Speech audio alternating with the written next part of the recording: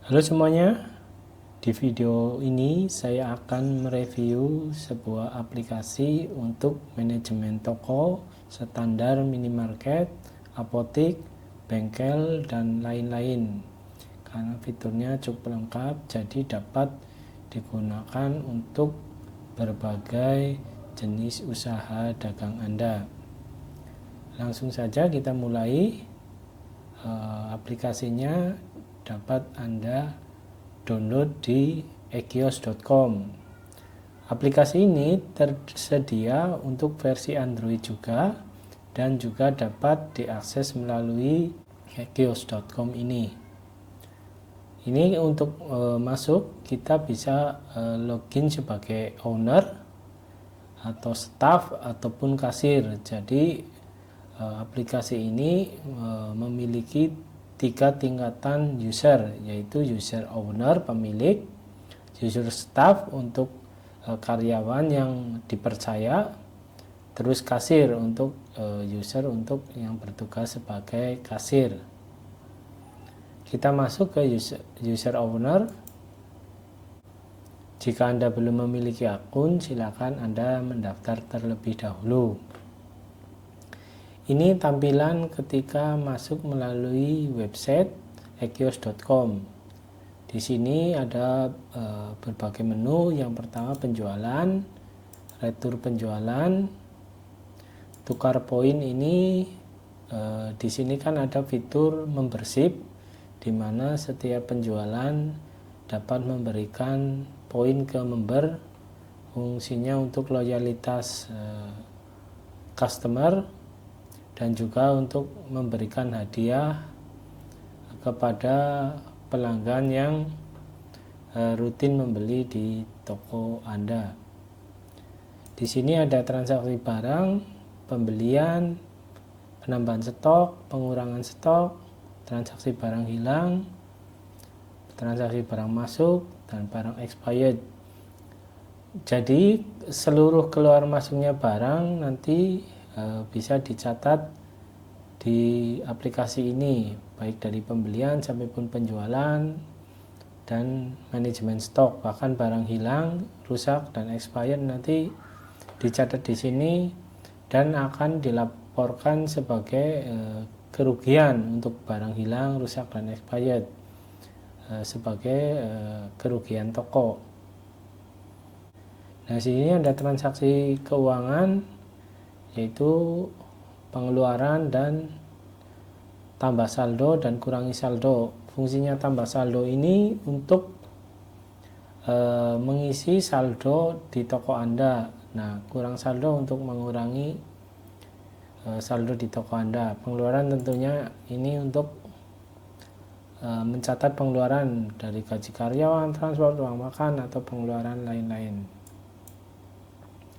Di sini juga ada hutang piutang, ada piutang penjualan, hutang pembelian, piutang umum. Kalau piutang umum kita memberi hutang berupa uang ke pihak lain, tetapi di luar jual beli.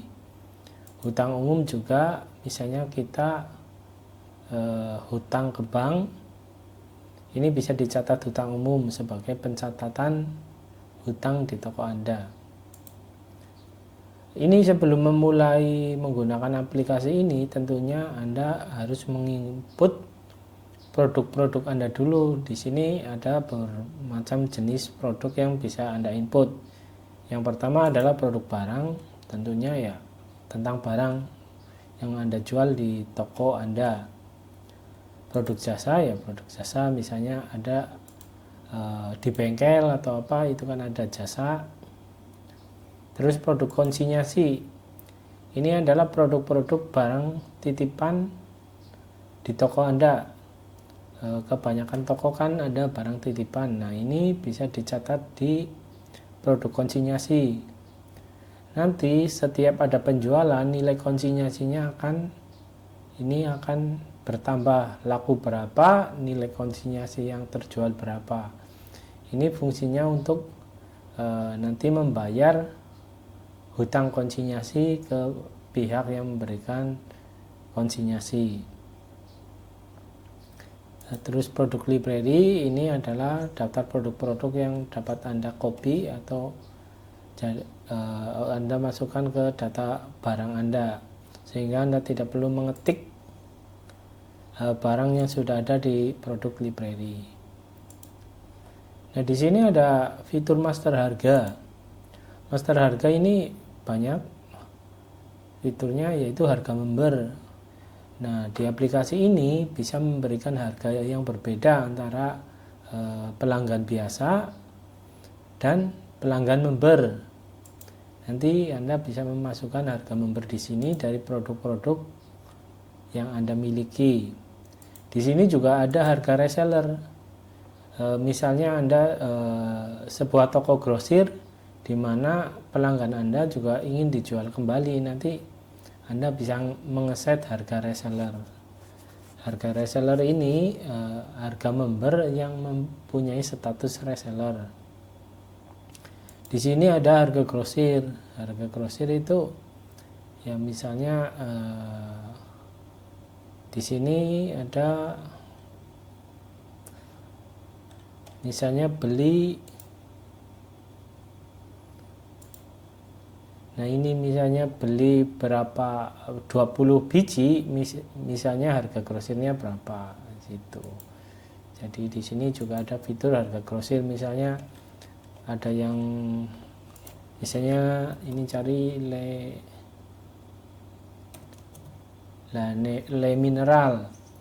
Ini kan harga grosirnya 1.750, harga satuannya kan sebenarnya 2.000. Tapi ketika jumlah pembelian 24, biasanya ini 24 dalam satu dus, maka harganya 1.750. Nah, ini ada fitur harga grosir. Jadi ini adalah harga member khusus untuk member yang terdaftar. Harga reseller juga khusus untuk reseller yang terdaftar. Ada harga grosir, harga diskon jika Anda melakukan diskon di suatu produk. Terus ada promo bonus. Promo bonus itu misalnya produk yang beli 2 gratis 1. Misalnya apa aja, contohnya ini. Jika jumlah pembelian 2, maka bonus gratis 1.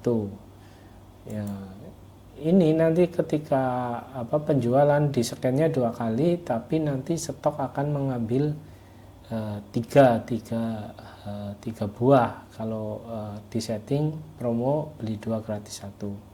Karena banyak juga produk-produk di toko yang dari suppliernya sudah ada promo-promo beli 2 gratis 1. Tanpa ada pencatatan seperti ini akan merepotkan dalam stok dan juga proses penjualan. Kadang susah mendeteksi ketika ada beli 2 gratis 1. Kalau ini otomatis nanti bisa tertampil. Ini promo bonus untuk ya contohnya beli 2 gratis 1 atau beli 5 gratis 1, itu promo bonus. Ada promo hadiah. Ini promo hadiah itu semacam misalnya ini beli 10 misalnya gratis piring cantik 1 buah. Nah, ini kan banyak itu di warung atau di toko yang ada promo-promo dari supplier yang gratis piring. Ini tanpa adanya fitur ini kadang merepotkan. Kalau ada fitur ini kan nanti tercatat ketika orang membeli 10 nanti ada informasinya bahwa mendapat bonus gratis hadiah piring cantik. Itu misalnya ini simpan. Nah, ini data kontak, ini ada staff. Nanti ini bisa bikin user staff, login sebagai staff. Dan ini ada data kasir. Nah, ini nanti bisa bikin username password untuk kasir di toko Anda. Ini data persediaan. Ada active date, itu tanda adalah tanggal terakhir suatu produk itu laku. Nah, ini tampilnya dari urutan yang paling lama nggak laku sampai paling baru laku. Jadi di active date ini Anda bisa tahu produk mana yang lama belum terjual atau sama sekali nggak pernah tersentuh. Ini akan ada di urutan teratas, sehingga Anda bisa mengeceknya barangnya masih ada atau tidak, atau mungkin terselip di tempat yang tersembunyi. Anda bisa mengeceknya dengan adanya fitur active date ini. Jadi active date itu menampilkan informasi tanggal terakhir produk itu aktif. Nah, diurutkan berdasarkan yang paling lama dan sampai yang terbaru. Nah, ini expired date. Ini sangat berguna untuk produk-produk yang memiliki masa kedaluarsa, misalnya produk-produk makanan, minuman, atau mungkin kalau di apotek itu produk-produk obat-obatan. Anda bisa mencatatnya di expired. Nah, ini yang mendekati expired akan tertampil di paling atas. Nanti yang masih lama ya yang bawah. Ini untuk memonitor bahwa di tanggal ini ada produk yang mau expired. Nah, Anda segera mengeceknya. Jika ternyata produknya habis, ya Anda tinggal hapus aja data di sini. Setidaknya Anda punya catatan batas waktu produk itu expired atau kedaluarsa. Nah, ini ada stock monitor. Stock monitor ini fungsinya jika ada produk yang sering hilang, Anda masukkan aja sebagai list ke stock monitor. Supaya apa? Supaya mendapat fokus lebih untuk setiap kali produk ini harus dicek supaya tidak terjadi kehilangan lagi gitu. Jadi fungsinya stock monitor sebenarnya produk-produk yang membutuhkan perhatian lebih karena stoknya sering hilang. Ini masukin aja ke stock monitor dan nanti informasikan ke staf dan kasir Anda untuk selalu mengecek produk ini setiap saat sehingga tidak sampai kehilangan produk yang banyak tanpa diketahui prosesnya. Kalau stock out name ya mungkin sudah banyak yang tahu, ini fungsinya untuk melakukan pencocokan antara di data dengan kondisi fisik di toko.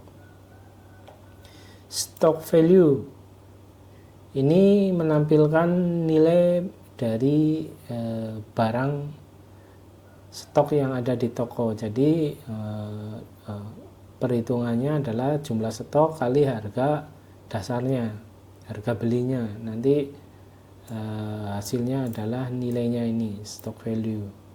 Nah, ini ada total nilai, berarti total keseluruhan nilai produk yang ada di toko Anda.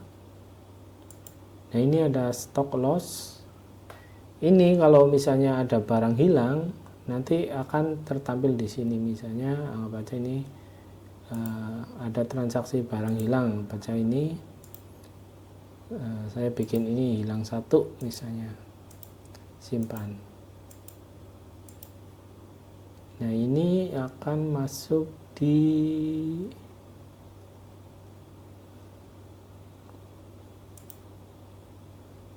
data persediaan stock loss. Nah, ini ada informasi di bulan 4 ini ada barang Shoklin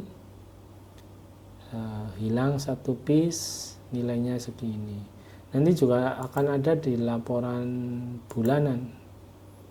Nah, ini nilai barang musnah atau nilai barang musnah kan ada hilang, ada rusak, ada expired. Nanti ada di sini. Ini akan sebagai nilai pengurang dari laba transaksi sampai ke laba bersih. Seperti itu. Tadi sampai ke data persediaan, stop loss. Nah, ini data transaksi, nanti ini ada riwayat transaksi. Semua transaksi nanti akan tercatat di riwayat transaksi. Ini dari mau jual, beli, hilang, macam-macam itu akan ada di sini. Ini ada riwayat pembelian juga, penjualan. Yang perlu diperhatikan nih, ada riwayat penambahan dan pengurangan. Kalau ada penambahan pengurangan harus dimonitor oleh owner. Kalau bisa ditanyakan kenapa stok itu dikurangi atau kenapa stok itu ditambah gitu. Ada data transaksi. Nah, ini ada fitur perpajakan. Nah, ini dengan fitur perpajakan ini ada pengaturan pajaknya. Pajak PPN ini khususnya untuk usaha yang sudah PKP, udah pengusaha kena pajak. Ini bisa memanfaatkan fitur pajak ini. Ini ada data transaksi pajak. Ini bisa diekspor ke XML. Selanjutnya dapat diupload di Cortex. Nah, ini ada produk bebas pajak juga. Selanjutnya ada laporan harian. Laporan harian nanti di sini ada saldo keuangan. Nanti keluar masuknya uang di hari ini, di hari tertanggal ini akan tertampil di sini nilai saldonya. Dan nilai penjualannya juga akan tertampil di sini. Rata-rata belanja customer, terus total PPN yang dipungut sekian, jumlah transaksinya dan laba penjualannya berapa nanti akan tertampil di sini. Nah, di sini keuangan nanti kasirnya siapa, saldonya nanti laporannya itu dinilai uangnya di saldo ini. Kan setelah selesai ngasirin nanti setor anggap aja ke owner dapat uang berapa nanti ada di sini. Ini ada laporan arus uang keluar masuknya akan ada di sini. Ini keuangannya semua tercatat lengkap, baik transaksi barang maupun transaksi keuangan.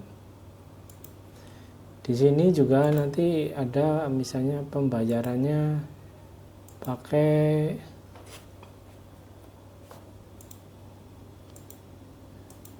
QRIS, edisi atau edisi X. Kalau pembayaran tunai nanti masuknya di laporan harian sebagai ini owner tunai. Tetapi kalau penjualannya pakai QRIS nanti di laporan juga akan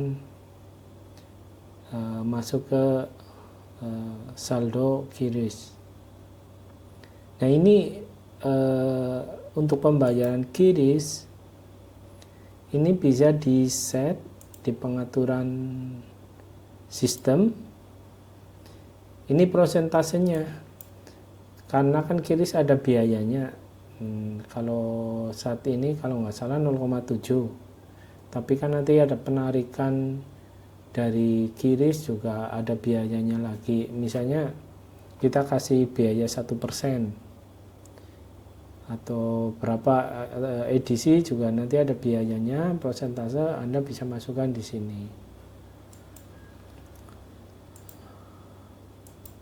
Nah, nanti ini ada biaya transaksi. Masalah biaya QRIS ini sebenarnya bisa Anda sertakan maupun mau dikosongkan pun nggak apa-apa. Tapi kalau mau Anda bebankan ke customer juga boleh. Jadi prosesnya kalau bayar QRIS ya ini ada biaya transaksinya, prosentasenya sesuai tadi setting di pengaturan sistem. Nanti pembayarannya ini misalnya Sudah bayar tinggal simpan. Selesai. Nanti selanjutnya di laporan umum ini ada owner tunai, maksudnya ini saldo tunai uang. Nah, owner kiris berarti saldo kiris yang diterima di hari yang tertera ini. Nah, itu review tentang aplikasi untuk manajemen toko standar untuk minimarket, bengkel, apotik, dan lain-lain. Ini fiturnya cukup lengkap dan ada versi Android-nya. Tapi paling mudah sih menggunakan versi Android. Anda tinggal download aja versi Android-nya, ini tinggal masuk ke websitenya, klik link download, nanti tinggal Anda install di HP Android atau di tablet Android. Itu tentang aplikasi untuk manajemen toko standar minimarket. Jika ada pertanyaan, Anda bisa tulis di kolom komentar di video ini. Terima kasih telah menonton. Sampai jumpa di video selanjutnya.